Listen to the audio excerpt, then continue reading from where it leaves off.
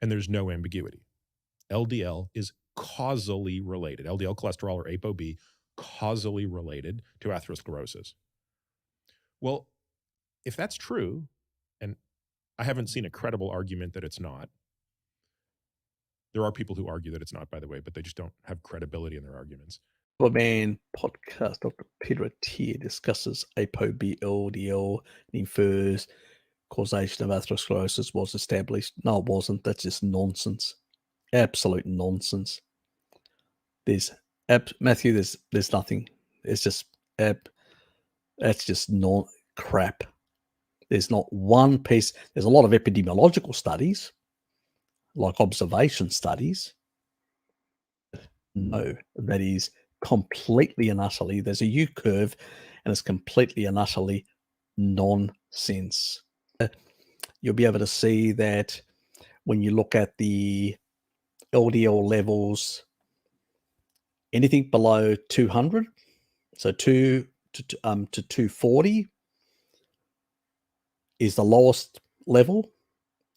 Anything above that, there weren't a lot of data points. It just slightly rises. And anything below 200, it actually increases the incidences of death. And that is that's the best population group because it's millions of data points, hundreds and hundreds of thousands of data points. And that's important, So I'll leave a link for you and you'll be able to see it, that it makes no sense. There is a thing called the Bradford-Hill criteria. The Bradford-Hill criteria is the guy that actually came up with did the epidemiological studies on smoking. All the studies that cover LDL-C have less than an odds ratio. So like they say, there is 27% or 37%, increase in incidences of cardiovascular disease from higher LDL, as an example. 37% in the odds ratio, this is statistics now we're talking about, is a statistical odds ratio of relative risk that is 1.37. In order to just generate a hypothesis, shows he's a doctor. They're ignorant about statistics, but understands this. This guy doesn't. He sees 37% or something like that and sort of wets his pants. That's the problem with doctors. They should stick to what they know, pharmacology and surgical techniques. A scientist knows in epidemiological observational studies, you need, just to generate a hypothesis, an odds ratio of 2 to 3. To infer, that means not prove causality, but infer. You can't establish causality with 1.32. You can't even establish, it's statistical noise. Can't even establish a hypothesis at that level to justify a hypothesis at that level. Most epidemiologists say it has to be between an odds ratio of 6 and 10. Bradford-Hill, who set up the Bradford-Hill criteria that showed that if you have an inverse relationship, something that actually is causal cannot have an instance of inverse relationship. An ignorant doctor would not understand this, but a statistician does, because they know that if you show an inverse relationship, something that is the opposite, it can't be causal, because something that is causal must always associate. Always. Can't be, doesn't associate some cases, it always associates. And it increases with the dose and decreases as the dose reduces of whatever it is. It's like cyanide. You increase the cyanide, it'll kill you faster. If you decrease it, it'll kill you slower. Smoking.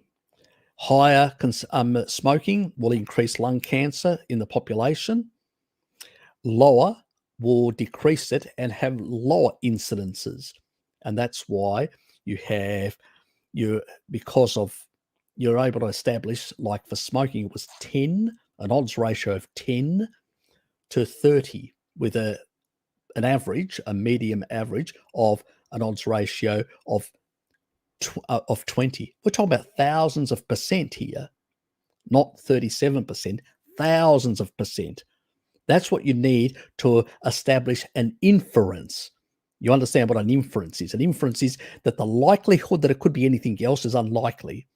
So it's likely this to be the causal. You haven't proven causality. You can only do that with an experiment. That means locking up people and getting them to smoke, or getting them to basically, all controlled, like they do with the rats, where they control everything. You'd have to do that with humans over a lifetime. You couldn't get it through an ethics committee. So there is no evidence of causality. There are inferences, but the inferences are very poor because they don't even establish a level where you can actually do an epidemiological study. And also, you've got an inverse relationship between what happens between the 200 and 240. Why does it drop to the lowest incident levels? And above that, it increases, and below that, it increases dramatically, especially at a lower level, which is showing you quite clearly that it's not LDLC. What it is some other factor. It's just an associated relationship, because otherwise it should be trending like that. Only if you're Ansel Keys in a crackpot, you can do that. Ansel Keys had data points for 22 countries. He got rid of most of them. He only used about 6 or 7. And the reason for that is so he could create a linear line going up like that, saying these people consume less saturated fat, these people consume more up here. But you had people that also were right down here, very low, consuming massive amounts of saturated fat. The data points were all over the place. They weren't linear.